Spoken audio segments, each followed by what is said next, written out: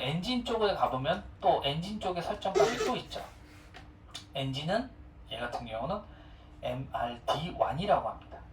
그러니까 MRD1이라고 하는 모듈 자체도 그러면 아까에 설정되어 있는 그거 말고 여기 더 있습니까? 라고 물어보시는 분들이 있는데 MRD1에 보시면 아까랑은 좀 더 다르죠.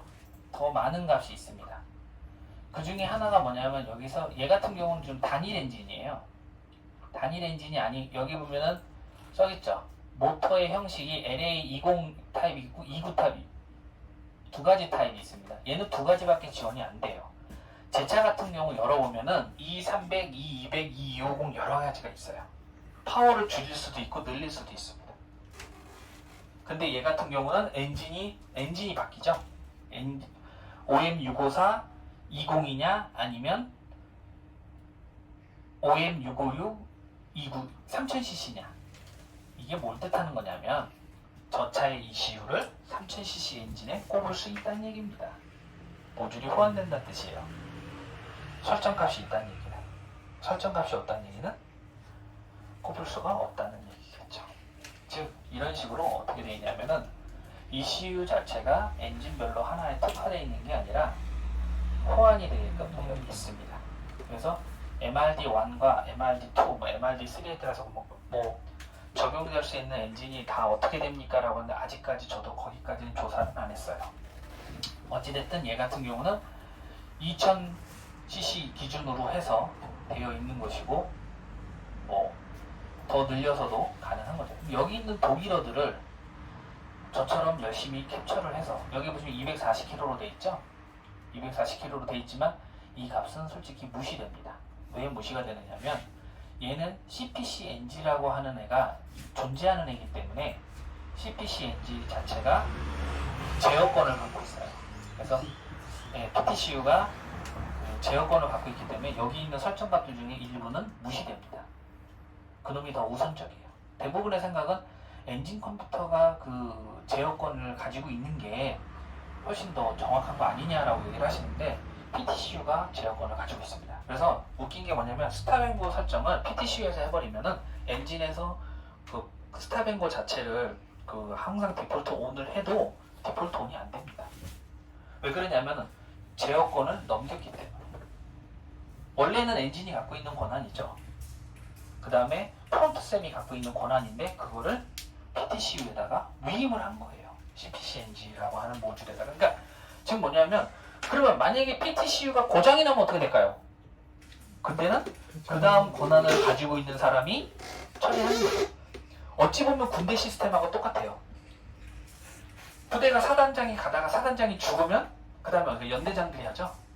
연대장들이 죽으면 어떻게 대대장들이 하죠. 이런 식으로 각각 체계화되어 있고 권한이 위임 상승이 되어 있습니다. 그래서 이 각각의 모듈의 트리를 이해를 하는 것 자체가 이 차량 코딩 또는 정비의 시초입니다.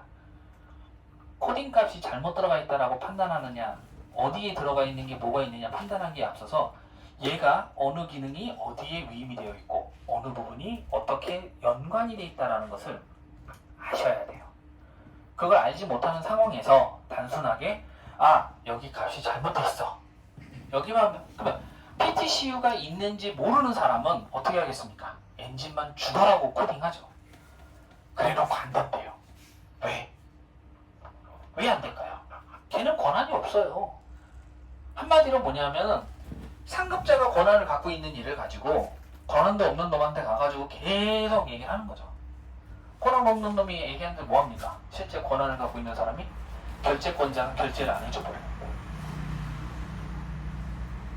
자동차 자체가 그런 시스템을 갖고 있는 거예요. 그래서 PTCU가 있는 차량들은 PTCU가 먼저지 얘가 먼저가 아니라는 겁니다. 미션도 마찬가지입니다. 그 다음에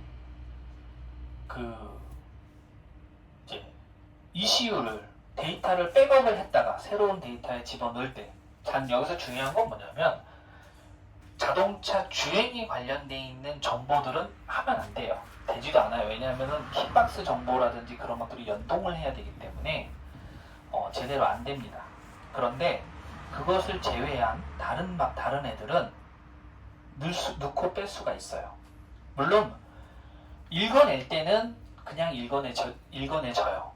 그런데 쓸 때는 아까 어떤 모듈에 따라서는 시드키가 들어가줘야 돼요.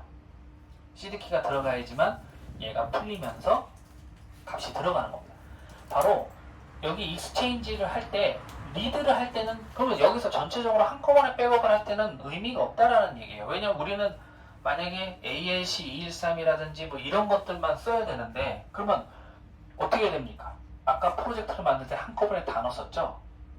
따로 만들어야 됩니다. 어떻게 만드냐? 여기서 이제 빠져나가서 똑같아요. 뭐가 다르냐? 이제는 모듈을 하나만 넣는 거예요. 모듈 하나만. 아까 여러 개 넣었잖아요. 여러 개 한꺼번에 넣고 막 읽었는데 지금은 하나만 하는 겁니다. 하나만. 어떻게 하나만 하느냐? 근데 재미없는 건 뭐냐면 프로젝트부터 따로 만드는 게 좋아요. 그럼 여기서 프로젝트를 하나 만들자고요. 213 하고 프로젝트 뭐만 넣느냐? MRD만 넣습니다. 어차피 우리가 엔진하고 미션만 한다 그러면은 엔진하고 미션을 한꺼번에 할 수는 없잖아요. 그러니까 MRD1만 선택을 합니다. 그 다음에 다음을 누르고 프로젝트 보면 MRD1. 왜 하나만 했겠어요? 그렇죠. 시간도 그렇고 우리가 지금 ECU 정보를 뺄 거는 그거 하나이기 때문에 여러 개를 만들 필요가 없어요. 그 다음에 이렇게 한 다음에 빠져나와서 다시 프로젝트를 만들 때 아까 밑에 보면은 MRD1이 있었죠. MRD1을 여기 보시면 MED40 AMG가 있죠. 이건 뭐냐면은 AMG 차량들 가끔 제가 유료로 코딩을 해줍니다.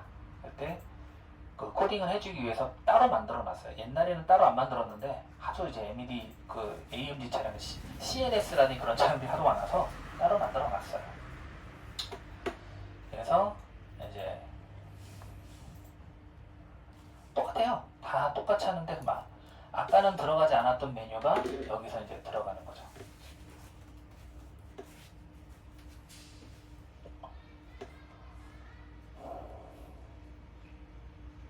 그래서 MRD였으니까 여기서 우리는 이제 코딩할 게 아니니까 아까는 코딩이 들어가서 뭐 매뉴얼 설정하고 그랬는데 그럴 필요가 없죠. 실행 모드로 들어가서 굉장히 빠르죠. 아까보다. 왜 빠르냐? 하나밖에 없으니까. 그래서 컴플리트 비이컬 코딩이라고 합니다.